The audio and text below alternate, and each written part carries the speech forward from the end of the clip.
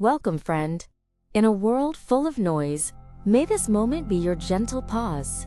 Today, we'll explore a teaching that invites stillness, clarity, and inner peace. We will walk a path together that is familiar to so many hearts. It is a path of deep sorrow, but also one of profound strength. It is the path of healing a heart broken by betrayal. If you are here, perhaps you know the feeling all too well. When someone you placed your world into decides to break it, the shock feels cold, and the silence that follows is deafening. What does it feel like when the person you trusted most is the one who causes the deepest wound? It is more than just disappointment. It can feel like the collapse of everything you thought was real. If you are standing in that abyss of sorrow right now, please know you are not alone. This space is for you. This time is for your heart to begin its journey home, to itself. To begin our journey of healing from betrayal, we must first honor the pain. We must have the courage to ask, why does it hurt so very much? From a spiritual perspective, the pain of betrayal is not just about the other person's action. It is about the shattering of our own inner world. The story we told ourselves about our life, about them, about us.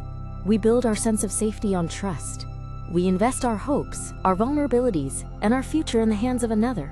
When that trust is broken, the very ground beneath our feet disappears. It is the attachment to our expectations that fuels the fire of suffering. We expected loyalty. We expected honesty. We expected our love to be held with care. The gap between that expectation and reality is where the deepest ache resides. This pain challenges our core beliefs about the world. We may start to think that no one can be trusted, that love is not safe, or that we are somehow unworthy of loyalty. This is the wound to the ego, the I. The part of us that feels personally attacked, diminished, and rejected. But please, listen closely. You are not the story of this pain. You are the one who is witnessing it. Allow yourself to feel the depth of this hurt without judgment. Your pain is valid. It is a testament to your capacity to love and to trust. It is not a sign of weakness. By acknowledging the pain, we take the first step. We stop running from it, and we begin to turn toward it with gentle curiosity. This is the beginning of true healing. Now let us bring a very old story into this space. A story that can offer a new perspective, a lamp to light our way out of the darkness of blame and resentment. This is the story of the Buddha and his own cousin, a man named Devadatta. Devadatta grew up with the Buddha. He was family. He was also a monk in the Buddha's own community. But inside Devadatta's heart, the seeds of jealousy and ambition grew like weeds. He wanted the Buddha's influence, his following, his status. This ambition poisoned his mind. Devadatta tried multiple times to harm the Buddha. He tried to create a schism in the monastic community. He even, in a fit of rage, rolled a great boulder down a hill, intending to crush his own teacher. Imagine the depth of this betrayal. Not from a stranger, but from a cousin, a disciple, one who had walked the same path. And how did the Buddha respond? He did not respond with hatred, revenge, or a heart hardened by bitterness. He responded with a mind that understood the nature of reality. He saw Devadatta not as an evil monster, but as a man trapped in his own suffering. The Buddha understood the law of impermanence. He knew that people's hearts and minds are not fixed things. They are like rivers, constantly flowing, constantly changing, influenced by countless conditions. The loyalty of yesterday can become the betrayal of today. The love of today can become the indifference of tomorrow. This is not a cynical view, it is a liberating one. It releases us from the demand that things stay the same forever. When we cling to how things should be, we suffer. When we expect people to be unchanging pillars of safety, we set ourselves up for disappointment. The Buddha's peace came from accepting what is. He also understood karma.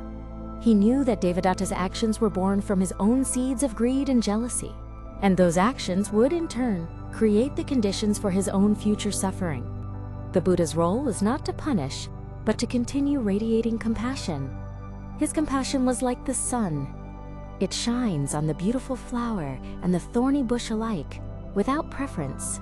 This story teaches us that we can stop fighting with reality. We can let go of the exhausting cycle of blame. The other person's actions are their karma. Our reaction, our healing, is ours. Letting go does not mean condoning what they did. It does not mean you have to trust them again. It simply means you are no longer willing to carry the heavy burden of their actions in your own heart. It is an act of supreme self-compassion. You are choosing your own peace over the endless war of resentment. You are choosing freedom. So now, with this understanding, we see that our true work is not to change the past or to fix the other person. Our work is to return home to ourselves and rebuild our inner sanctuary. When our outer world has collapsed, we must learn to build a home inside that no one can ever touch. A refuge that is not dependent on anyone else's words or actions. In Buddhism, this inner home is built with 3 essential materials. They are known as sila, samadhi, and prajna: virtue, concentration, and wisdom. First is sila, or virtue. After a betrayal, this means establishing sacred boundaries.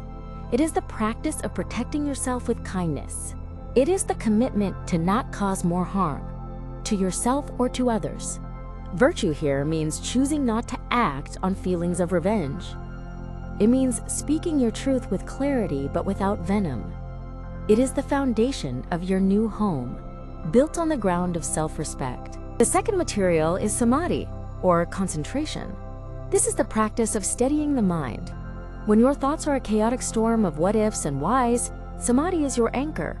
This can be as simple as returning to your breath, feeling the sensation of air entering and leaving your body. Each breath is a moment of stillness, a small sanctuary.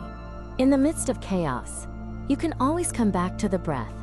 With a stable mind, you are no longer tossed about by every painful memory or fearful thought.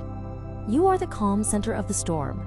This is where your power returns. Final material is prajna, or wisdom. This is the clear seeing that arises from a calm mind. It is the wisdom to see impermanence in your own life, to see that this pain too will change. Wisdom is understanding that your worth is not determined by another's inability to see it. It is knowing that you can be whole and complete, even with a broken heart. Your wholeness is inherent. With these 3 treasures, you build your inner pagoda. Sila is the foundation. Samadhi is the strong walls. Prajna is the roof that protects you from the rain of suffering. This is a refuge no one can take from you. Healing is not a linear path. There will be days the ghost of that pain returns.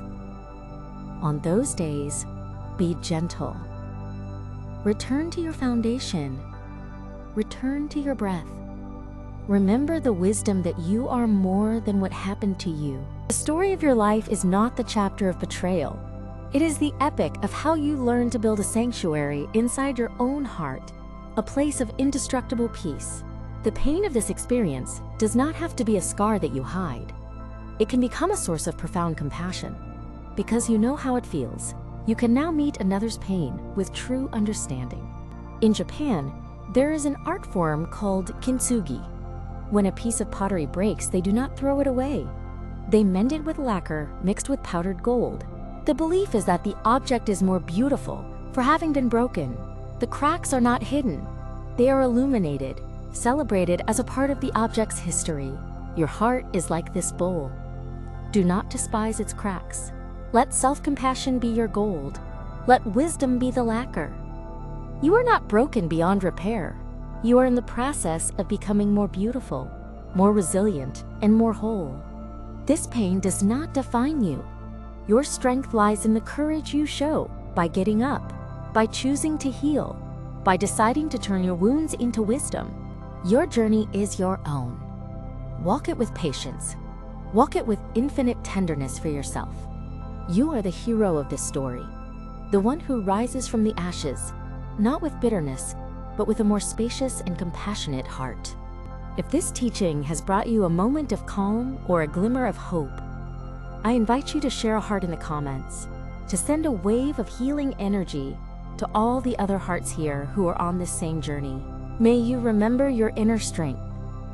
May you trust in your capacity to heal, and may you find, day by day, the unshakable peace that has been waiting patiently within you all along. Thank you for being here. If this teaching brought you calm or insight, consider sharing it with one person or many. May you walk gently today, with peace in your heart. Until next time.